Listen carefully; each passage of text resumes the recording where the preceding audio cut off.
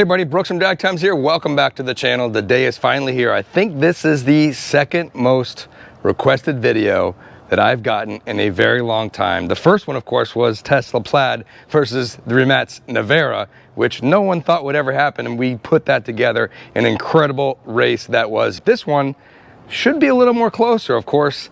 We're only talking 1,000 horsepower each, not 1,900 horsepower like the Rimac had. But the question that comes to mind is 1,000 horsepower in a Ferrari SF90 Stradale and 1,000 horsepower in the Tesla Plaid the same? Now you might think it's the same, but it's quite different on how they make the power. Now the Ferrari has 3 electric motors, one on each wheel, 986 total horsepower. It also has a third electric motor between the engine and the transmission. It has an 8-speed dual clutch transmission with no reverse gear. If you want reverse, it just spins the electric motors on the front wheels backwards. On the other hand, the Tesla makes 1,020 horsepower, so a little more than the Ferrari. However, no shifting necessary, no transmission. It's just a flat 1,000 horsepower. The dyno graph that Tesla put up is 80 to 200 miles an hour. It makes a flat 1,000 horsepower. Now the weight differences between these two cars are pretty astounding. And if you look at the numbers, the Ferrari really should have a significant advantage. The Ferrari comes in at 3,600 pounds with 986 horsepower. That is 3.6 pounds per horsepower. The Tesla, which we weighed, came in at 4,833 pounds with 1,020 horsepower. Well, that puts you at about 4.7 pounds per horsepower. Of course, the way that delivers the power is quite different. The Tesla's got no transmissions, make 1,000 horsepower the whole time, whereas the Ferrari's got to make some shifts there, and it probably has a little bouncing horsepower graph when you look at between the gears and the shifting and how much power it's putting into the front wheels versus the rear wheels, the electric motors. It's a much more complicated system here in the Ferrari. Now on paper you might say, well, we already know the Tesla runs 9.2 in the quarter mile, and the best we've seen is 9.5 in the quarter mile in the Ferrari, but racing is racing. A lot of factors go into that. So, the start, the launch, how well it hooks up, the weather, and all that kind of different stuff. So you might be surprised of what you're about to see. Real quick, let's take a look inside the Ferrari. It's got one of the most wicked and coolest DAS systems in a car. Dual displays, keeps track of every mode: ESC off, CT off, race mode, sport mode, wet mode, and electric mode. You got qualifying, performance, hybrid, e-drive. It's a really, really incredible interior to be driving around in. Now inside the Tesla is a completely minimalistic look. Of course, you got the yoke steering, which I'll talk about later. Big 17-inch display in the middle, and then the display up here. But just a totally different driving experience. So before we get to the races, drop in the comments, who do you want to win? Nothing is as more polarizing as gas versus electric. I've seen my videos just go absolutely nuts in the comments when you put an all-electric car against a gas car. Now this one's a little bit different because, well, the Ferrari is electric as well. Both have all-wheel drive. Both have 1,000 horsepower. Both are incredibly fast, both on the track and on the street, and both are protected by ceramic coating, which leads us to the sponsor of this video, Armor Shield from Avalon King. Guys, you have seen this product on my channel before. Gone are the days of having to bring your car in and have it ceramic coated. You can buy this kit online, have it to your house in just a few days, and do it by yourself. No more waxing. You apply this, it lasts years, protects the car against bird droppings, the weather, water spots, tree sap, you name it, the car will be protected for an extremely long time. They're having a special Halloween sale. I will put a link down in the description where you can head out to avalonking.com, enter the Drag Times 25 code for a discount, plus check out their Halloween sales. They also have additional products coming to the store, including sprays to prepare the car for ceramic coating and booster sprays for times after you ceramic the coat to give it a little extra boost.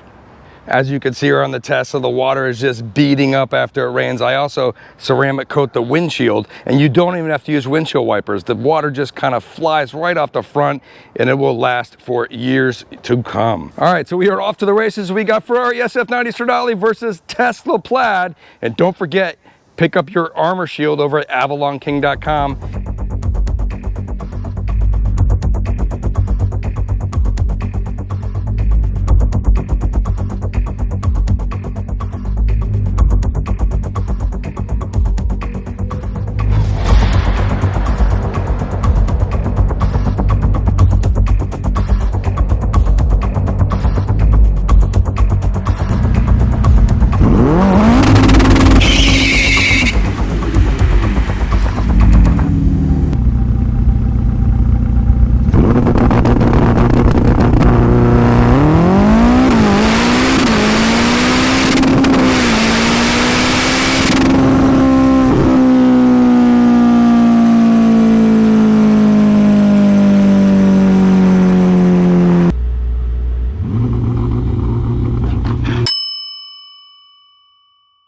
All right, so not exactly sure what happened, but the Ferrari decided not to shift the last couple of gears, but Jimmy was jumpy, ended up red lighting the Tesla, so that is a win for the Ferrari. You red lighted, and this was missing, it wasn't shifting. Oh, really? Maybe it's not mine.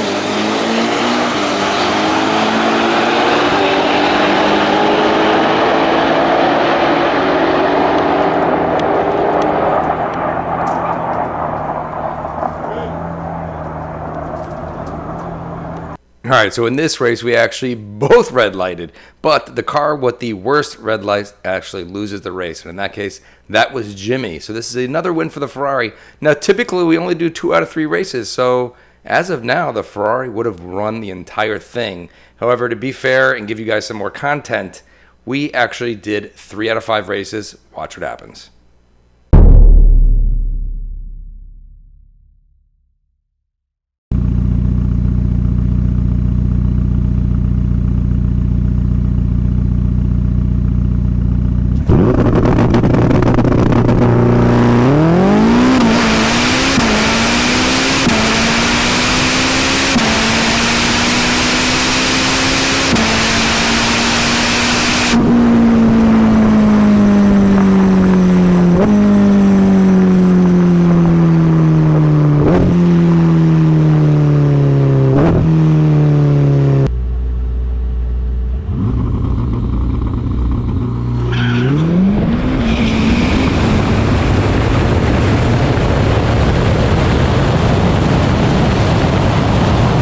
All right, so wow, that was insanely close. If I was betting money while I was driving that Ferrari, I would have put the money on me. Who do you think won? Comment below before you see the actual time slips and just how much one car won over the other.